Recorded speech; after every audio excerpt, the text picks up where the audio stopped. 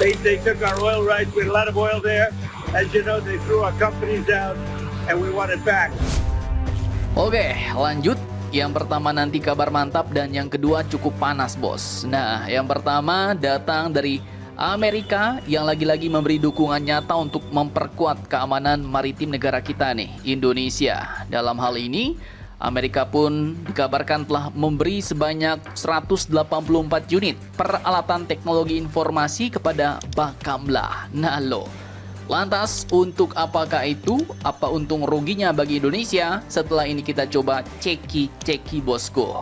Kemudian lanjut kabar kedua, jika Amerika dengan Indonesia tadi anteng-anteng wae, nah beda pula nih dengan Venezuela yang kini mau digilas Amerika, bos.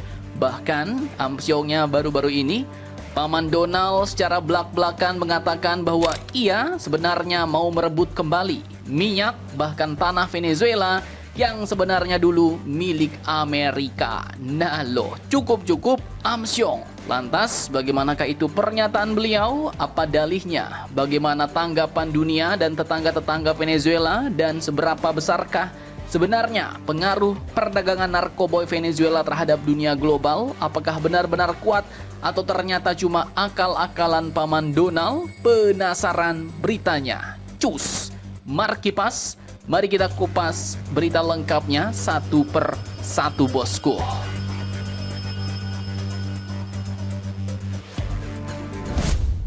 Oke, kabar pertama kini datang dari Amerika Serikat yang baru-baru ini resmi, bos, menyerahkan sebanyak 184 unit peralatan TI alias teknologi informasi ke Bakamla Indonesia. Nah, jadi yang diserahkan bukan senjata, bukan kapal perang, tapi justru inilah yang paling menentukan di era perang modern zaman ini, bos, yaitu terkait data, sensor, dan komando. Bantuan ini dari INL Departemen Luar Negeri Amerika dan ditujukan untuk memperkuat Fusion Center Bakamla, yaitu jantung pengawasan maritim Indonesia. Artinya apa?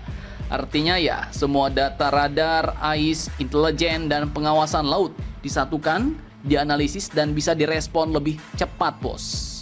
Hal ini sangat penting untuk menghadapi penyelundupan, narkotika, illegal fishing, dan ancaman maritim lintas negara. Nah, secara strategis ya, pesan Amerika ini jelas. Indonesia dianggapnya sebagai kunci stabilitas Indo-Pasifik dengan garis pantai lebih dari 54.000 km dan 17.000 pulau. Siapa yang menguasai keamanan laut Indonesia, dia juga ikut menentukan arus perdagangan dunia. Dan bagi Washington, jalur ini ya jelas vital, bos. Makanya dibantu ya kan. Kemudian bagi Jakarta, ini bisa jadi pengakuan posisi strategis Indonesia. Nah, untungnya buat Indonesia, secara teknologi jelas, kapasitas Bakamla bisa naik drastis tanpa harus keluar biaya besar. Teknologinya meningkat dan interoperabilitasnya dengan mitra internasional makin rekat, bos. Namun jangan salah, ada juga potensi ruginya, bos, yaitu potensi persepsi ketergantungan dan sorotan geopolitik. Indonesia di sini harus pintar-pintar menjaga politik bebas aktifnya, bos, agar kerjasama ini tak ditafsirkan sebagai keberpihakan kepada blok tertentu. Dan kesimpulannya jelas ini bukan sekedar bantuan, tapi ini bisa kita lihat sebagai investasi geopolitik. Dan Indonesia jelas untuk kali ini berada di posisi tawar yang kuat. Mantap jos. Kita lanjut ke Venezuela, bos. Oke, jika Amerika dengan Indonesia tadi anteng-anteng, akrab-akrab wae ya kan, beda pula dengan Venezuela yang kini mau digilas Amerika. Jadi setelah berbagai drama pengepungan dengan kapal-kapal perang, kemudian perahu-perahu botnya didor sama Amerika, kini tak disangka-sangka Presiden Amerika Donald Trump secara belak-belakan dan tanpa basa-basi langsung pula nih mengakui keinginannya, hasratnya untuk merebut kembali minyak, tanah, dan aset Venezuela yang menurutnya dulu itu adalah milik Amerika. Nah lo, admin pun nggak ngarang-ngarang, bos. Ini banyak sumbernya, videonya pun ada nih. They took our oil rights. We had a lot of oil there. As you know, they threw our companies out, and we want it back. Pernyataan ini bukan sekedar bocoran, bukan dokumen rahasia, tapi jelas-jelas diucapkan oleh pemimpin Amerika langsung di depan wartawan. Di sini Paman Donald pun kembali memainkan kata-kata. Ia menuding pemerintahan Amerika sebelumnya lemah, membiarkan cara cas, menasionalisasi industri minyak dan mengusir perusahaan Amerika. Padahal faktanya jelas, bos. Venezuela menasionalisasi minyaknya sejak tahun 1976 silam. Dan sejak era Hugo Chavez, negara Venezuela pun telah mengambil kendali atas mayoritas ladang-ladang raksasanya. Ini bukan perampasan diam-diam, bos, tapi ini kebijakan kedaulatan negara.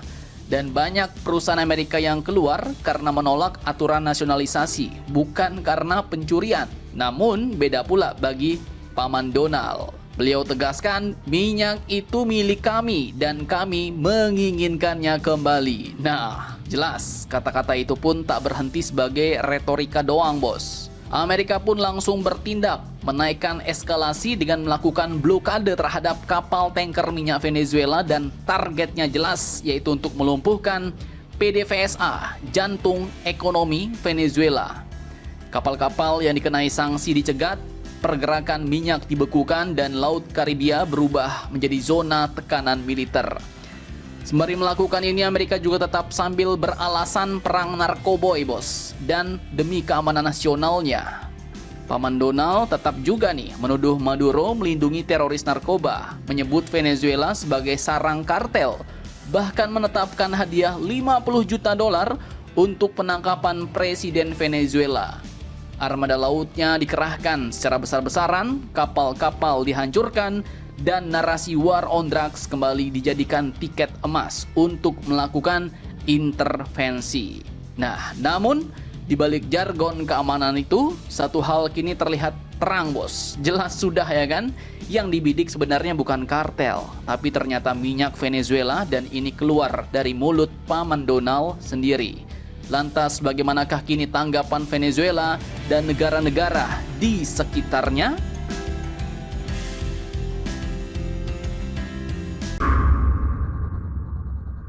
Oke, menanggapi hal ini, pemerintah Venezuela pun mengecam blokade Amerika sebagai ilegal, agresif, dan melanggar hukum internasional. Wakil Presiden Delcy Rodriguez menegaskan bahwa minyak, tanah, dan sumber daya Venezuela adalah milik kedaulatan nasional, bukan harta rampasan kekuatan asing. Presiden Nicolas Maduro bahkan langsung mengangkat telepon ke Sekretaris Jenderal PBB Antonio Guterres. Pesannya tegas, bos, bahwa Amerika tidak hanya mengklaim minyak, tapi seolah mengklaim negara Venezuela itu sendiri. Dan ia tegaskan Venezuela tidak akan pernah menjadi koloni, ujar Maduro.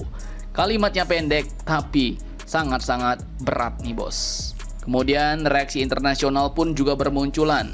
Dari negara tetangganya Venezuela, Meksiko, dan Brazil, dua kekuatan besar Amerika Latin juga menyerukan non-intervensi. Presiden Meksiko Claudia Sheinbaum menolak campur tangan asing dalam bentuk apapun. Kemudian Presiden Brazil Lula da Silva bahkan menawarkan diri sebagai mediator, menegaskan bahwa diplomasi jauh lebih efektif daripada kapal perang. Tak cuma itu, PBB pun ikut angkat suara nih, bos, memperingatkan semua pihak untuk menahan diri. Bukan tanpa alasan, para analis pun menilai jika blokade kapal-kapal ini pun berlanjut, Venezuela pun bisa kehilangan hampir seluruh sumber pendapatannya. Ini ibarat kalian disekap hidungnya sampai nggak bisa bernafas, bos. Lama-lama selekedap juga, ya kan? Dampaknya bukan sekadar angka ekonomi, namun ini tentang krisis kemanusiaan. Ahli Venezuela dari Universitas Tulane memperingatkan tekanan ini bisa berlangsung lebih dari 1 dekade, memicu kelangkaan pangan, runtuhnya layanan publik, dan resiko kelaparan massal. Dan ironisnya, menurut data DEA, sebenarnya menunjukkan peran Venezuela dalam jalur narkotika global itu relatif kecil. Nah loh. Jadi artinya apa, bos? Ya, jelas ini bukan perang narkoboy. Ini perang kepentingan. Otak-otak kolonialisme dan kapitalisme sepertinya tumbuh kembali. Dan ingat, di balik jargon keamanan seperti biasa, seperti zaman dulu, Di Amerika pastinya selalu ada sumber daya yang sedang diincar. Cukup amsyong.